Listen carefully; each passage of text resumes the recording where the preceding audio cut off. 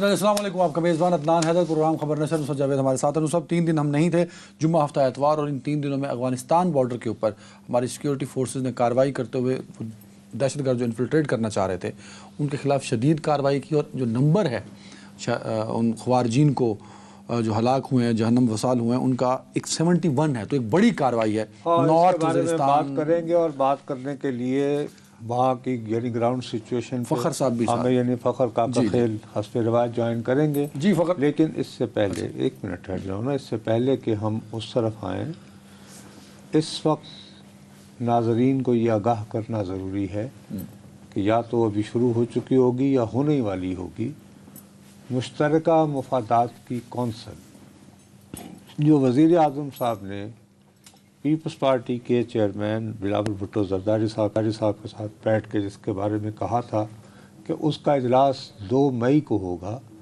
اور وہاں یہ جو قضیہ شروع ہوا ہے نئی نہریں چولستان اور تھر کو آباد کرنے کے لیے، وہ زیر بحث آئیں گی۔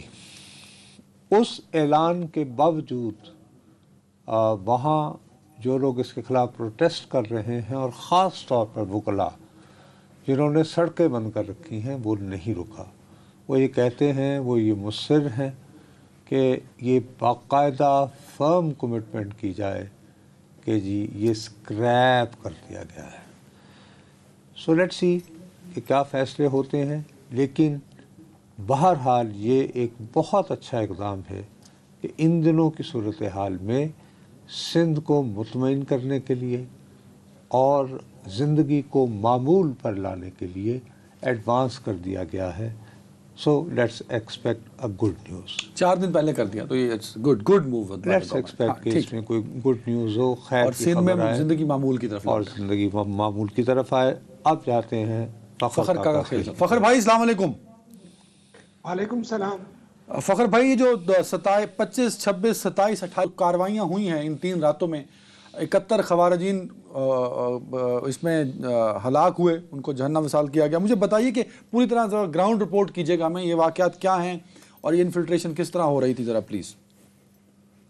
دیکھیں، ایک عرصے سے شمالی وزیرستان سے ملحقہ اس پاک افغان سرحد کی جانب سے انفلٹریشن ہوتی رہی ہے، اور اس میں 80% جو جنگجو ہیں وہ حافظ گل بہادر گروپ HBG جس کو کہا جاتا ہے اس گروپ سے تعلق رکھتے ہیں، اور اس کا دائرہ کار تمام جنوبی اضلاع پر محیط ہے۔ ڈیرہ اسماعیل خان، ٹانک، بنو، لکی مروت، شمالی وزیرستان، جنوبی وزیرستان، کرک، اور یہاں تک کہ کوہاٹ اور پھر پشاور کے بارڈر تک اس نے ایک اور اتحاد بنا دیا ہے، اس میں بھی یہ شامل ہیں۔ تو آپ یوں کہہ سکتے ہیں کہ 80% جو جنوبی اضلاع میں، یہاں تک کہ پنجاب کے جو جنوبی اضلاع میں حالیہ کارروائیاں ہو رہی ہیں، اس کے تانے بانے بھی اور اس کی کمانڈ بھی حافظ گل بہادر گروپ کے ساتھ ہے۔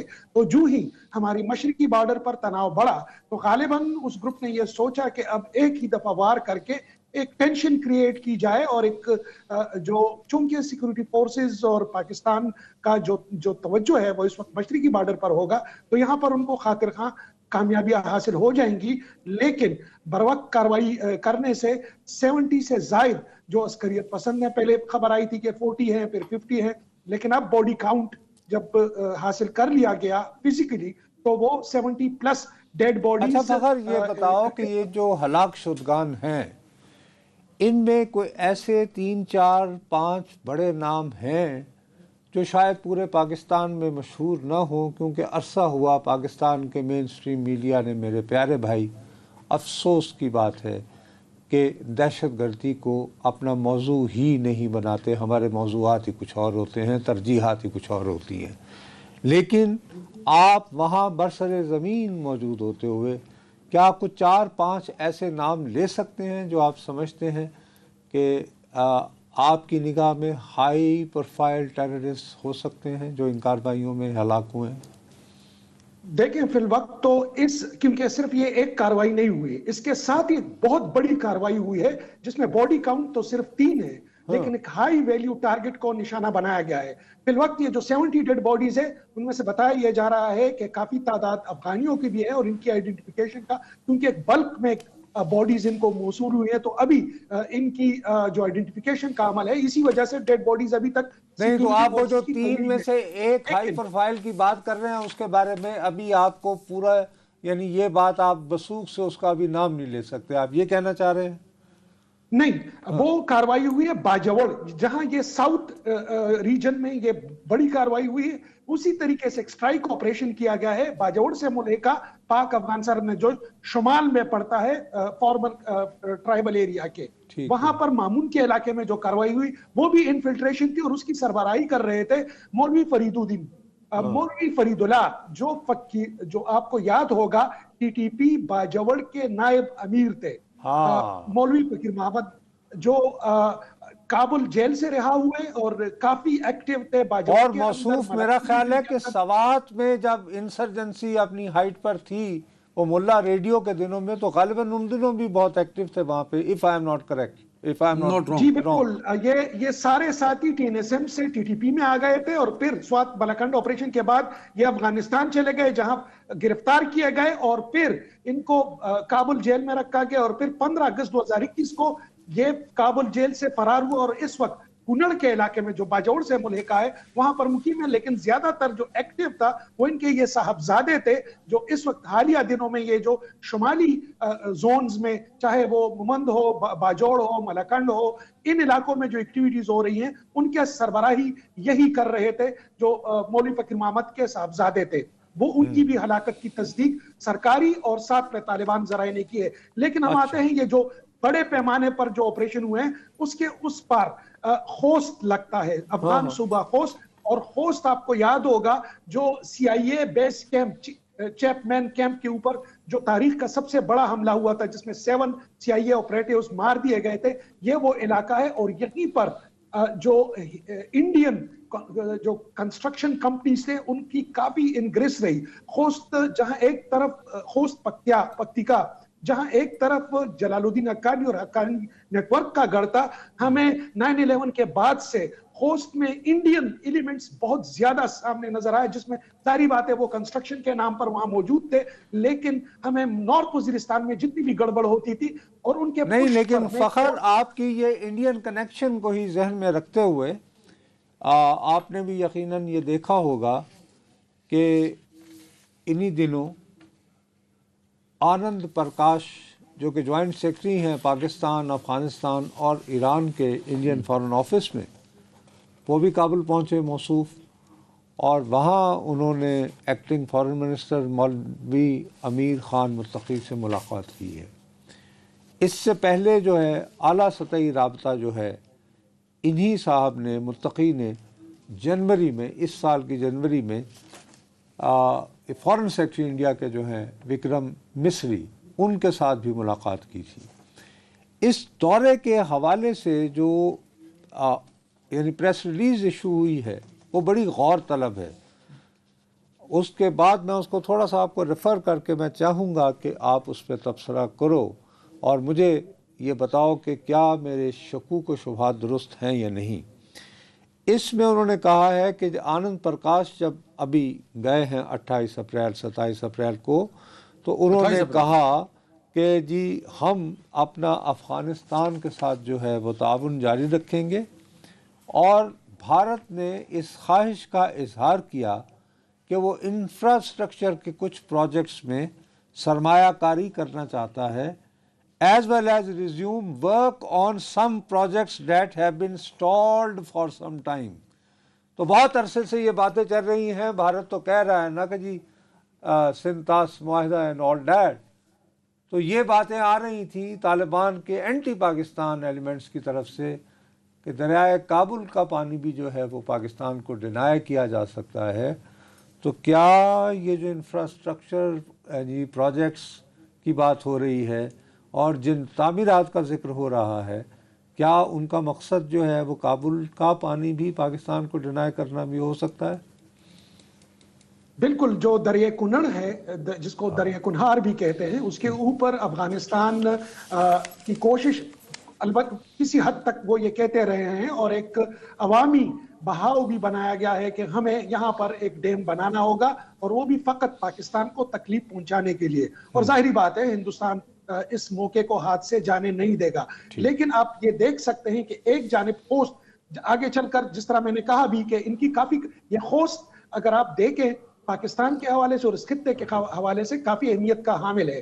یہیں پر ہوسٹ پروٹیکشن فورس CIA نے براہ راست ایک فورس بنائی تھی جو افغان حکومت کو بھی جواب دہ نہیں تھی. اس پورے ریجن میں یہ ایک ایسی فورس تھی جو نہ افغان فورس کو جواب دیتی نہ افغان حکومت کو جواب دیتی تھی, اور یہ کلوزلی لائزون کرتی تھی ود انڈینز, جو وہاں کے مقامی لوگ بھی اس کی تصدیق کر سکتے ہیں. اور ان کے اوپر گراس ہیومن رائٹس وائلیشن کے الزامات بھی لگے ہیں. ماضی میں یہ 2002 میں قائم کی گئی تھی. ان کی ٹریننگ بھی جہاں ایک طرف CIA کر رہی تھی, دوسری انڈینز بھی کر رہے تھے. اور اب جو مقامی ذرائع ہیں وہ یہ کہہ رہے ہیں کہ جو اس وقت جو یوتھ پاکستانی طالبان کے ساتھ مل کر پاکستان کے اندر لڑ رہی ہے, اس میں زیادہ تر ان کی ٹریننگ جو ہوئی تھی وہ اسی ہوسٹ پروٹیکشن فورس کہ جو کمانڈرز تھے یا جو لیڈرز تھے انہوں نے کی تھی. تو ایک جانب آپ کو ملیٹنسی میں جو انڈیا ظاہری بات ہے وہ اپنی کوششیں کرے گا, ماضی بھی اس نے کی ہیں. دوسری جانب وہ ڈپلومیٹک فرنٹ پر بھی کھلے عام چلا گیا ہے, کابل میں ان کے ساتھ بیٹھ گیا ہے. لیکن نصرت صاحب میں سمجھتا ہوں کہ یہ خود افغان طالبان کے لیے باؤنس بیک کرے گا ایک ایسے وقت میں جب داعش جیسی انٹرنیشنل ملیٹنٹ آرگنائزیشن فعال ہو رہی ہے. ہندوستان کے ساتھ افغان طالبان کے رابطے خود ان کے لیے مصائب کا باعث بن سکتے. نہیں, لیکن ایک بات بتائیں اس وقت, میں ایک منٹ سوری, اس کے بعد عدنان پوچھ لے گا. آئی ایم سوری, میں تاکہ یہ والا میں ڈیمنشن جو ہے اس سے میں جلد سے جلد فارغ ہونا چاہتا ہوں. مجھے یہ بات بتاؤ کہ اس وقت جس انداز میں میسو ڈپورٹیشن ہوئی ہے افغانوں کی, اس کے بعد ہم نے بذریعہ واگا افغان تجارت کو بھی بند کیا ہے جو کہ سالانہ تقریباً $500 ملین تھی. تو اس کی وجہ سے جو بیڈ بلڈ بہرحال کچھ نہ کچھ تو افغانستان میں کریٹ ہوا ہوگا. کیا اس وقت موجودہ حالات میں انڈیا اس سے ایڈوانٹیج لینے کی پوزیشن میں ہے, یا آپ کی دانش میں ابھی بھی طالبان حکومت داعش کے بڑھتے ہوئے اثر و رسوخ کو ذہن میں رکھتے ہوئے جمپ نہیں کرنے کی کوشش کرے گی کہ انڈیا پاکستان کے معاملات میں بہتر یہی ہے کہ فاصلہ رکھا جائے؟ میں یہ سمجھتا ہوں بدقسمتی سے وہ یہ اس طرح نہیں کرے گی. اور جہاں تک آپ نے ڈپورٹیشن کی بات کی ہے, یقینی طور پر 100% انڈین جو لوبیسٹ ہیں جو پہلے سے ہی ایون بیفور جہاد ڈیز وہ ادھر انوالو تھے. آپ نے بھی رپورٹ کیا تھا جب ڈاکٹر نجیب اور اس سے پہلے داؤد خان کی حکومت تھی, تو وہ تو پہلے سے ہی اس ساتھ میں بیٹھے ہوئے. اور یقینی طور پر 100% میں آپ کے ساتھ متفق ہوں کہ جو ماس ڈپورٹیشن ہوئے ہیں اس کے ذریعے افغانستان کے اندر ایک بسا بسایا نیٹ ورک ان لوگوں کا جو پاکستان کے چپے چپے سے واقف ہیں, جو یہاں کے لوگوں سے واقف ہیں, جن کو راستوں کا پتہ ہے, یہ ایک جو ہیومن انٹیل سورس ان کی جولی میں جا کر گر گئی ہے. اب دیکھنا یہ ہوگا کہ ہماری اسٹریٹجی کیا ہوتی ہے, لیکن یقینی طور پر یہ کافی فکر مندی والی بات ہے. نصرت, اچھا, آپ نے جو ہوسٹ کی پروٹیکشن فورس کی بات کی تھی وہ تو خیر اشرف غنی کے ٹائم میں بہت زیادہ اس پر ہم ثبوت بھی دیتے رہے, اس پہ بات بھی ہوتی رہی. کیا وہ سٹرکچر آج بھی آپ کے خیال میں اسی طرح ایگزسٹ کرتا ہے موجودہ جو امارات کا سیٹ اپ ہے؟ نہیں, قطعی نہیں. ایسا ہوا تھا کہ چونکہ ان کی زیادہ تر تعداد اینٹی طالبان اور خصوصاً جو حقانی نیٹ ورک تھے ان کے خلاف لڑ رہی تھی, لیکن اس کے بعد امریکنز نے ان کو خصوصی طور پر نکالا, ان کی فیملیز یہاں رہ گئی تھی, جس کے بعد جو امیونٹی کی ان کو ایک آفر دی گئی اس میں کافی سارے لوگ آ گئے. لیکن جیسے کہ میں نے عرض کیا کہ ہزاروں کی تعداد میں ٹرینڈ لوگ ہیں, ان کو آئیڈینٹیفائی کرنا کون کہاں, ایک جب چیز ڈسمینٹل ہو جاتی ہے تو وہ مرسنریز کی شکل میں کسی کے پاس بھی کسی کے لیے بھی دستیاب ہو سکتی ہے. وہ خطرہ اویلیبل ہے. اچھا, ایک اور پوائنٹ, ایک اور چیز آپ نے جس کا حوالہ دیا تھا, کیونکہ آپ نے خوست کا ذکر کیا اور پھر نارتھ وزیرستان سے جو انفلٹریشن ہوئی اس پہ ہم نے ریئیکشن دیا. اب یہ پیٹرن یہ بتا رہا ہے کہ انڈیا کے ساتھ ٹینشن کی وجہ سے یہ انفلٹریشن بڑھی. تو آپ کے خیال میں اتنی زیادہ ہلاکتوں کے بعد کیا ٹی ٹی پی دوبارہ سے کوئی بڑا رسک لے سکتا ہے کہ ایک بڑے گروپ کو پاکستان کے ساتھ دوبارہ بھیجے؟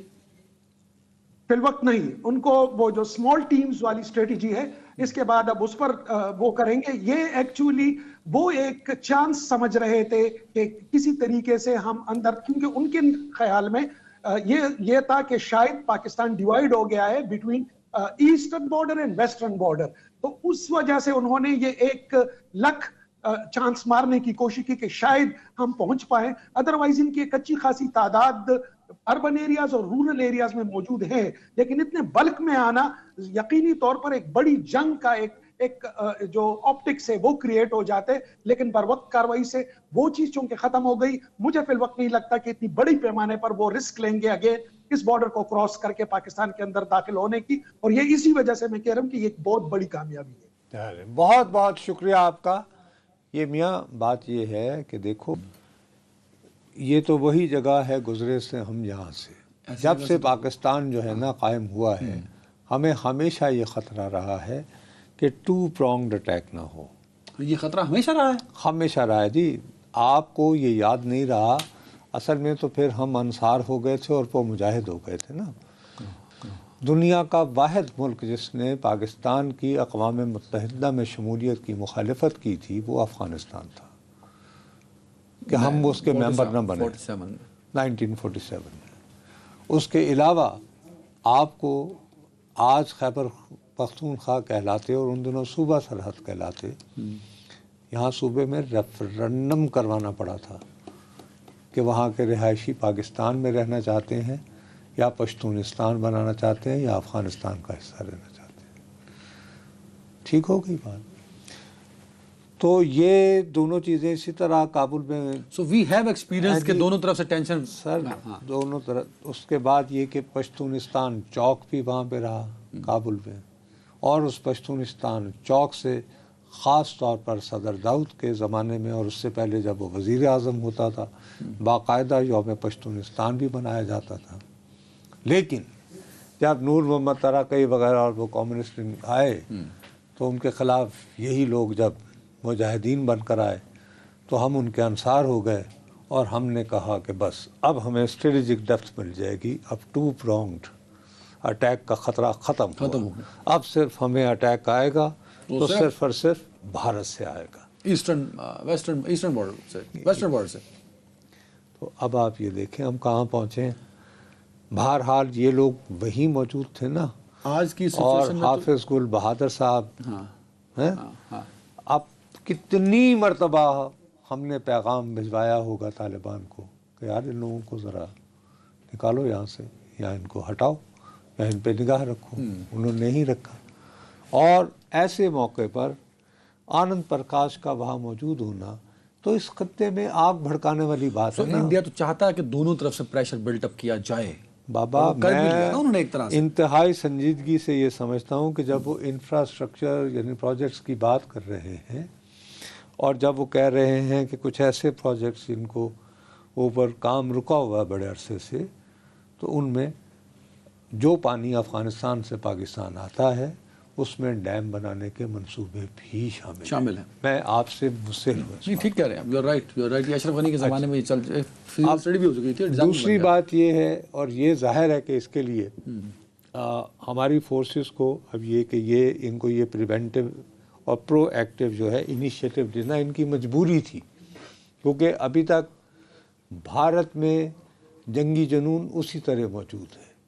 हम लोगों ने बड़े खूब मीम्स बनाए हैं, बड़ा रिकॉर्ड लगाया है सोशल मीडिया पे, हमने उनका खूब लगा दिया है वो वगैरह वगैरह। लेकिन बात यह है कि अगर आप ज़रा गौर से मुतालिया करें भारतीय मीडिया का, तो मोदी पे जो है दिन ब दिन दबाव बढ़ रहा है कि वो किसी ना किसी तरीके से नज़र आए भारत के आवाम को कि उसने रिटेलिएट किया है। अब एक मीडिया का जोर होता है, एक पब्लिक पल्स होती है। आप कहते हैं दोनों अलग चीज़ें, ये आपने कहा हुआ यहाँ बैठ के। तो what is the public pulse there? भाई, पब्लिक पल्स बना दी गई है। जब मैसूर से एक नेवी का अफसर वहाँ गया हो और उसकी बेवा हो और वहाँ वो मारी जाए और उसका इंटरव्यू जब बरखा दत्त बैन डालते हुए करेगी तो फिर पल्स तो बनेगी।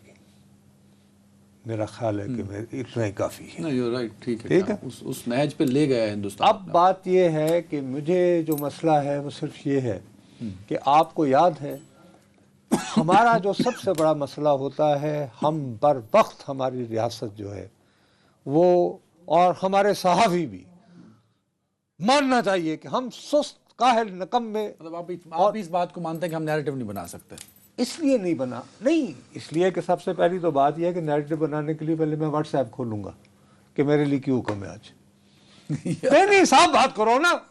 بات یہ میں نے کہا کہ نہیں, میں نے کہا جعفر آباد ایکسپریس یہ پاکستان کا 9/11 ہے, کہا کہ نہیں اس پروگرام میں, کیا اس کا نیریٹو بنایا نہیں کی ہمیں؟ انہوں نے نہیں بنایا. بھائی آپ لے کر جاتے جرنلسٹوں کو وہاں پہ ہیلی کاپٹر میں, دکھاتے کہ کس طرح وہاں پہ ریسکیو کیا جا رہا ہے, وہاں پہ لوگ جس طرح پیدل نیچے آ رہے تھے بیچارے, ان کی دیکھتے کہ کس لق و دق صحرا میں پہاڑوں میں سے اترتے نیچے آ رہے ہیں. جو ہم بھی اس حملے کی مذمت کرتے ہیں جو پہلگام میں ہوا, انہوں نے نیریٹو بلڈ کیا ان لوگوں کو شامل کر کے. انہوں نے جعفر ایکسپریس کا جو حملہ ہے اس کو ہم ٹریجڈی کے طور پر دنیا کے سامنے لانے میں ناکام رہے, اور اس کا ذمہ دار میں نہیں ہوں.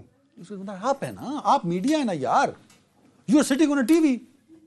جب مجھے یہ دیکھنے کی عادت پڑ جائے گی نا, پھر میں صحافی نہیں رہوں گا. بس میں اس سے زیادہ ابھی یہ کچھ چیزیں جو ہیں وہ اچھے دنوں کے لیے رکھ لیتے ہیں. ٹھیک ہے. بہرحال میں جو عرض کر رہا ہوں وہ یہ ہے کہ میں اس غلط فہمی میں ہرگز نہیں ہوں کہ مودی کوئی نہ کوئی ایڈونچر نہیں کرے گا. اس پہ دباؤ بڑھ رہا ہے اور مسلسل بڑھ رہا ہے, اور اس کے نتیجے میں یہ بات آج کے دور میں کہنا کہ جی فل فلیجڈ وار, یہ انسانوی باتیں ہیں. روس اور یوکرین میں کب گیا تھا؟ 2022 میں. آج کون سا سال ہے؟ 25 اپریل 23 24 25 3 سال پورے ہو گئے جی. تو 3 سال ہو گئے نا. تو دونوں ملکوں میں زندگی بھی رواں ہے اور جنگ بھی جاری ہے. ہاں, تو یہ مت سوچیں کہ وہ بس یہ کہ جی کچھ فرنٹس ہوتے ہیں وہ کھول کے وہاں لگے رہتے ہیں, تو جنگ تو جاری رہے 3 سالوں سے. میں آپ کو صرف ایک مثال دے رہا ہوں نا آج کے زمانے کی ہسٹری میں, جن میں سے ایک طاقت جو ہے وہ ایٹمی قوت بھی ہے روس, لیکن وہ جنگ ختم تو نہیں کر پائی ہے, نہیں کر پائے, اور کسی نتیجے کوئی بھی ایک فریق جو ہے وہ اس وقت میدان جنگ جیتا ہوا تو نہیں ہے نا. ورنہ پہلے یہ خیال تھا کہ جیسے ہی بڑھا تھا یعنی کہ جی پوتن صاحب کی افواج, تو ہم میں سے بہت سارے لوگ سوچے یار زیادہ سے زیادہ ایک ہفتے تک انہوں نے کیو پہنچ جانا ہے اور وہاں پہ کوئی کٹ پتلی حکومت بسائیں گے اس کو زیلنسکی کو ہٹا کے, اور اللہ خیر صلی اللہ علیہ وسلم. ایسا نہیں ہوا. تو ایسا نہیں ہوا. یہ اس نقطہ نگاہ سے دیکھیں تو اس خطے میں جو آگ بھڑکائی جا رہی ہے وہ آگ افغانستان تو آلریڈی وہ تو 1978 سے برے حالات میں ہے. ہم انڈیا, بھائی بھارت اگر اس وقت آپ سمجھتے ہیں جی آپ دنیا کی 5ویں یا 3ری بڑی اکانومی ہے تو عیش کیجئے بھائی, انجوائے کیجئے لائف. بٹ آپ کہہ رہے ہیں, اسی پہ ہم بات کرتے ہیں اسی پہ, لیکن ایک آخری جو بات میں جو کہنا چاہتا ہوں کہ شروع میں انہوں نے کہا, جو میں کہہ رہا ہوں جہاں پہ صحافت ان کا منہ کالا کرتی ہے, انہوں نے کہا جی کہ ایک آرگنائزیشن ہے اس کا نام ہے دی ریزسٹنس فرنٹ, اور اس کا جو ماسٹر مائنڈ ہے وہ پشاور میں بیٹھا ہوا ہے اور اس کا قصور سے تعلق ہے, اور وہ فلاں قلعدم ایک ٹھہرائی تنظیم کا آدمی ہے. میں نے کہا یہ غلط کہہ رہے ہیں. دا ریزسٹنس فرنٹ جو ہے سجاد گل وہ تو جی بنا ہوا ہے سپٹمبر سے, جب تم نے اگست میں وہ جو انہوں نے 2019 میں کیا, اور میں نے کہا اس کا بانی سجاد گل ہے. میں نے کہا یہ نواں محلہ سری نگر کا رہنے والا, سارا بیک گراؤنڈ یاد ہے. اور پھر موصوف نے جس قسم کی انتہا پسندی دکھائی, آج انہوں نے کہا کہ جناب ہم نے یہ واردات نہیں کی ہے, ہمارا اسے کوئی لینا دینا نہیں, وہ کہہ چکے ہیں. تو آپ ڈھونڈنے پہلے یہ تو طے کر لو یار کہ یہ واقعہ کس نے کیا ہے. پہلے تو ان اپنے ویئر اباؤٹس ڈھونڈو نا اس حملے کے, جو کہ ان کے اس کے لیے تیار نہیں ہو رہے, ابھی تک نہیں. خیر انہوں نے اسرائیلیوں کو بلایا ہوا ہے وہ فٹ پرنٹس نکالنے کے لیے, وہ جو فرنزک اور انٹرنیٹ اور موبائل اور باقی چیزوں کے ذریعے. اسرائیلی وہاں پہ ایک مقام ہے, وہاں پہ بہت ساری اسرائیلیز بھی جاتے ہیں. وہ کوئی اسپریچول اویکننگ, خاص طور پر جو فوج میں وہاں پہ تمہیں پتہ ہے نا کہ لازمی آپ کو 2 سال سرو کرنے پڑتے ہیں اسرائیل میں, تو وہ کرنے کے بعد ان کے گروہ جاتے ہیں, کیونکہ وہ ایک مت چلتی ہے نا کہ ایک جو لاسٹ ٹرائب ہے نا وہ کشمیر میں اور خیبر پختونخوا وغیرہ میں بھی چلے گئے تھے. وہ کہتے ہیں یہ پہلگام اور یہ وادی ہے نا بصیرن جہاں پہ یہ واقعہ ہوا ہے, وہاں پہ ایک مقام اس کا ابھی مجھے نام بھول رہا ہوں, دائیں ہاتھ کو تو وہ چلی جاتی ہے نا امرناتھ یاترا کو, لیفٹ ہینڈ نو کہتے ہیں شاید ایتھے ساڈے وڑ کے آئے سن. نہیں یہ باقاعدہ وہاں پہ ایک میتھولوجی ہے, اور وہاں پہ بہت ساری دکانوں میں جو مینیو ہے نا کہ کیا کیا پکایا ہوا ہے وہ ہیبریو میں لکھا ہوتا ہے, اسرائیلی لینگویج میں. اور کئی ایک یہ جو اپنے گھوڑوں ووڑوں کی سواری نہیں کرواتے جو وہ لوگ یعنی یہ ہیلو ہائی بھی کر لیتے ہیں اسی عبرانی زبان میں اسرائیلیوں کے. چلیں جی ایک بریک کے بعد ہم اسی پہ بات کریں گے ہندوستان کے لیے ناگزیر کیوں ہو چکا ہے, سچویشن اس قدر خراب اور سخت کیوں ہو چکی ہے. ایک بریک کے بعد ویلکم بیک. صاحب خبر ہر کھبے سجے والی آپ کے پاس ہوتی ہے. میں اب نا ایک ذرا چینج کرنا چاہتا ہوں, ہندوستان کی جنگ سے ذرا باہر نکلے نا. کانگریس مین آئے ہوئے تھے امریکہ سے, اس نے واپس جا کے کچھ پاکستان امریکہ تعلقات پہ کچھ کانفرنس کوئی سمپوزیم وغیرہ کروانے لگے, تو کب ہو رہا ہے وہ؟ آپ کی خبر اس حد تک درست ہے, وہ 30 اپریل کو ہونا تھا, پرسوں. ہاں جی ہاں. اس کے پیچھے جو اصل جو ایکٹیو تھے زیادہ وہ تھے, ایک تو جیک برگمین جو ریٹائرڈ ایئر فورس آفیسر ہیں, اور دوسرے ٹام سوزی. ان کا سٹاف جو ہے وہ یہاں لوگوں کو دعوت دے رہا تھا, اور یہ زیادہ اس لیے ہو رہا تھا کہ یہ اس پہ زیادہ پریشر ڈال رہے تھے اس سمپوزیم کے لیے. اپیرنٹلی یہ پاک امریکی تعلقات کے بارے میں ہونا تھا, لیکن آئیڈیا یہ تھا کہ چونکہ یہ یو ایس کانگریس میں ہوگا, وہاں کے کمرے میں ہوگا, اس کے لائبریری میں گپ شپ لگائی جائے گی, تو یقینی وہاں پر عاشقان کی تعداد بڑی ہے. تو وہ جو پاکستان سے اگر کچھ لوگ آئیں گے کسی اور نقطہ نظر کے ساتھ, تو ہیکل کریں گے, سوالات اٹھائے جائیں گے برے بھلے جو بھی. تو ان لوگوں کو میری اطلاع کے مطابق انتہائی ذمہ دار اطلاع واشنگٹن سے, اس میں ہمارے ایک وزیر مملکت بھی جا رہے تھے, ایک انہوں نے سیشن میں پاکستان میں پرائیویٹائزیشن کے امکانات کے بارے میں خطاب فرمانا تھا. اچھا اوکے. اچھا, وزارت خزانہ کے بھی ایک اہم صاحب پاکستان میں سرمایہ کاری کے امکانات کے بارے میں کچھ بات کرنے میں جا رہے تھے. ان دونوں سے رابطہ نہیں ہو پایا کیونکہ ابھی تو وہاں پہ صبح ہے, لیکن وہ وزیر صاحب تو نہیں گئے, انہیں آج جانا تھا. ان کے دفتر سے مجھے پتہ چلا ہے کہ ان کی ٹکٹ منسوخ نہیں, انہوں نے اپنی ٹکٹ کینسل کر دی. اچھا. میں نے یہ فرض کیا کہ یہ شاید جو پاک بھارت کشیدگی ہے اس کی وجہ سے, لیکن بہرحال ماتا تو وہ پھر میں نے قریدنا شروع کیا. تو میری اب سورس ہے امریکی, ایک بہت سینئر امریکی اخبار نویس جو مجھ سے بھی کو 10-15 سال بڑے ہیں. اچھا ٹھیک.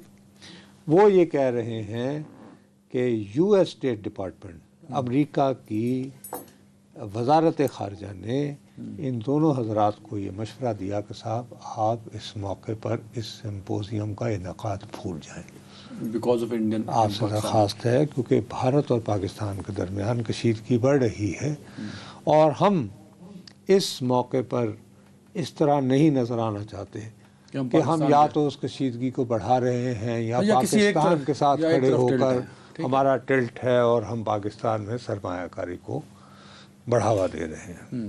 کیونکہ بھارت والے جو ہیں جی وہ بہت غصے میں ہے اکثریت ان کی. وہ یہ سمجھتے ہیں کہ ساڈے یار ٹرمپ والوں اس طرح کا بیان نہیں آیا. اس کے علاوہ بھی آپ نے دو آپ دیکھیں کہ ٹرمپ صاحب نے جو بیان دیا کہتے ہیں 1500 صاحب پاکستان بنے 1947. وہ اصل میں کہنا چاہ رہا تھا یہ ہندو اور مسلمان نہیں. وہ اس حوالے سے دیکھا جائے تو یہ زیادہ خطرناک بیان ہے.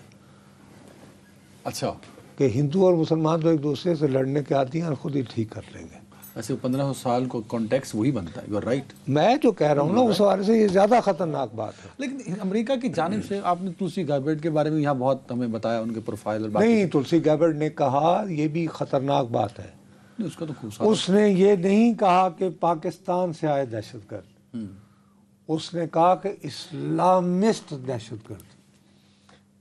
یہ اسلامسٹ دہشت گرد کا مطلب یہ ہے کہ بھارت میں جو مسلمان ہیں نا تلسی گیبرٹ, اس مسلمان کو بھی وہ دہشت گرد سمجھتی ہیں unless proven otherwise. یہ وہ سوچ ہے. اس طرح سوچے میرے پیارے بھائی.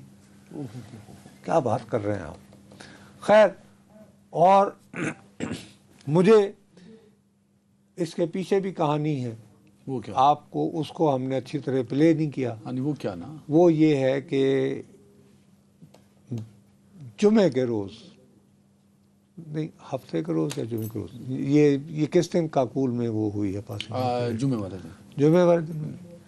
اس دن جب وہاں سے واپس آئے ہیں تو نور خان ایئر بیس پر پاکستان کے وزیر اعظم کی ملاقات ہوئی ہے. ایک امریکہ سے وفد آیا ہوا تھا، وہ ورلڈ اپنا لبرٹی، اور یار یہ جو بٹ کوائن وغیرہ نہیں آج کل آتے ہیں، ٹھیک ہے، وہاں کا وفد آیا ہوا تھا. تو ان کے ساتھ اچھا یہ ان کی آمد سے ورلڈ لبرٹی فائنینشیل، یہ آپ مجھے دیں، ورلڈ لبرٹی فائنینشیل، یہ اس کا وفد آیا ہوا تھا. اچھا اس کے حوالے سے آپ بڑے حیران ہوں گے سن کے کہ دنیا بھر میں یہ جو کرپٹو کرنسی ہے اس کو استعمال کرنے میں پاکستان جیسا غریب ملک پتہ ہے کون سے نمبر پہ ہے؟ Any gas? 50 سے تو اوپر. 5th. ہم دنیا میں 5واں بڑا ملک تصور کیے جاتے ہیں جو کرپٹو کرنسی بٹ کوائن ہے. نہیں، کراچی والا منڈا طرح پڑیا گیا، ہاں وہ قاتل مصطفیٰ عامر کا قاتل جی. کچھ آئے خیال یا نہیں؟ ہیلو، 5ویں نمبر پہ سر 5ویں نمبر پہ ہے. اب یہ جو صاحب جو تشریف لائے تھے اس کی ذرا میں اسی لیے آپ کو کہتا ہوں کہ ذرا آنکھیں اور کان جو ہے نا رپورٹر کے طور پر کھلے رکھیں اور واٹس ایپ کا استعمال مت کریں. کم سے کم تو اس میں زکارے وٹکوف یہ ان کے سربراہوں میں سے ایک تھا، یہ جو کمپنی آئی ہوئی تھی. اب یہ وٹکوف کون ہے؟ یہ وٹکوف جو ہے یہ سٹیو وٹکوف کا بیٹا ہے. سٹیو وٹکوف وہ ہے، یہ بھی ریئل اسٹیٹ ڈیولپر ہے ٹرمپ کی طرح، اور یہ ٹرمپ کا جگری یار ہے. سٹیو وٹکوف کو ٹرمپ نے اپنا خصوصی سفیر مقرر کر رکھا ہے فور روس، اور پوتن سے پیغام رسانی یہ کرتا ہے. اوکے، اس کا بیٹا ہے یہ. سمجھ گیا. سمجھ آئی تھی کہ نہیں؟ اور اس کا قریب ترین دوست کون ہے؟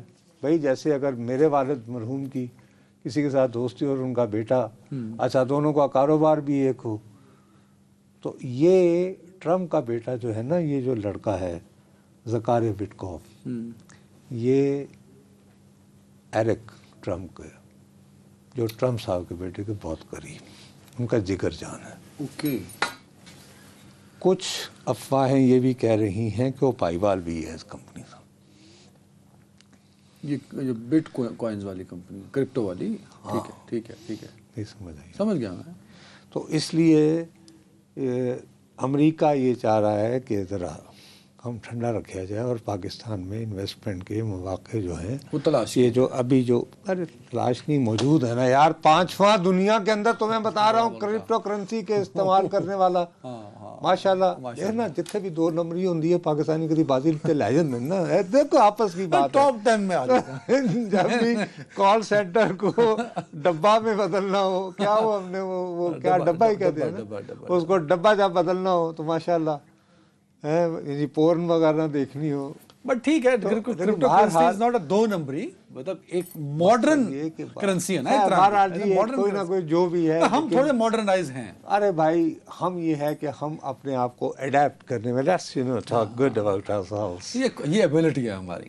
ہم ڈھل جاتے ہیں immediately we get into it. لیکن آپ نے تو ہم پہ ٹچ ماری یہ جنگ کے ماحول پہ، لیکن ہم سارا ملک جو ہے اس جنگ کو بھی ہم نے مذاق بنا لیا. تو یہ ہمارا مزاج ہے. نہیں وہ فقط ون اپنی جگہ ہے. But this is very important. I am honestly I felt similarly proud, اور ساتھ ہی میں نے یہ بھی کہا اللہ خیر کرے کہ دنیا میں 5واں ہمارا 5واں نمبر ہے بھائی کرپٹو کرنسی میں.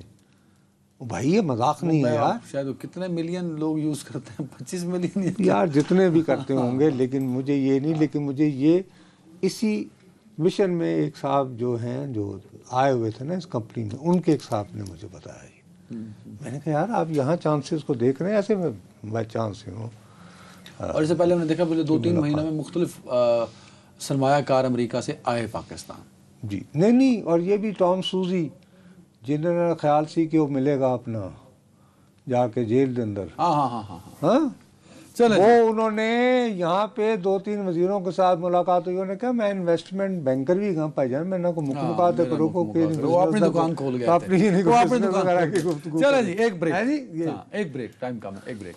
Welcome back. نور صاحب ابھی آپ نے بات کی تھی پروگرام کے آغاز میں کونسل آف کامن انٹرسٹ اس کا اجلاس شروع ہو گیا تو امید کرنی چاہیے اچھی. میں دوبارہ یہی کہوں گا آپ کو پتہ ہے جیسے ہی یہ آئیڈیا آیا تھا میں نے کہا یار احتیاط برتیں مجھے یہ خوف ہے کہ یہ ایک اور کالا باغ ڈام جیسا تنازع بن رہا ہے. اسی پروگرام میں ہم نے سب سے پہلے روئے تھے. اس کے بعد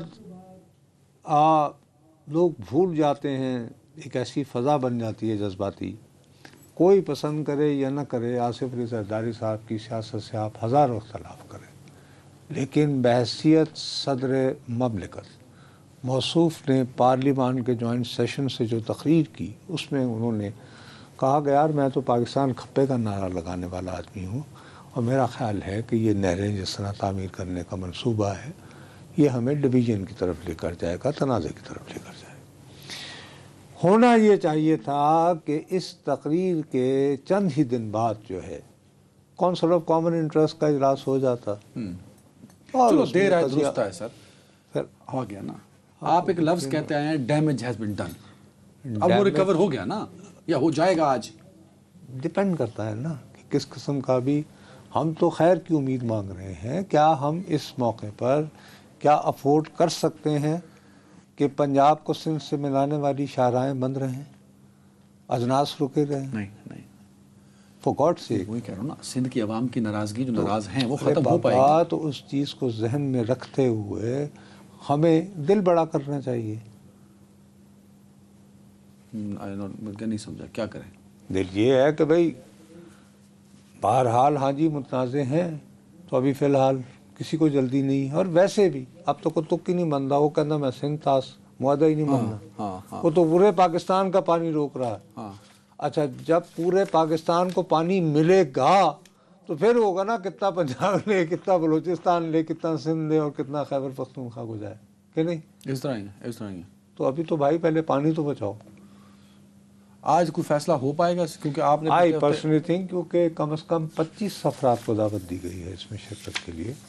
سو ون کین سیفلی پرزیوم کہ یہ بہت کمپریہنسو اجلاس ہوگا اور اس کے اجلاس سے کم از کم میں ہر صورت خیر کی امید باندھنے کو مجبور ہوں. خیر کی امید ہم چاہتے ہیں کیونکہ یار یہ قضیہ ختم ہونا چاہیے. پاکستان ہے اور وہ لوگ جو احتجاج میں بیٹھے ہیں ان کی تسلی ہونی چاہیے تاکہ وہ اپنے گھروں کو مطمئن لوٹ سکیں. اپنا بہت خیال رکھیے گا ناظرین. اللہ حافظ.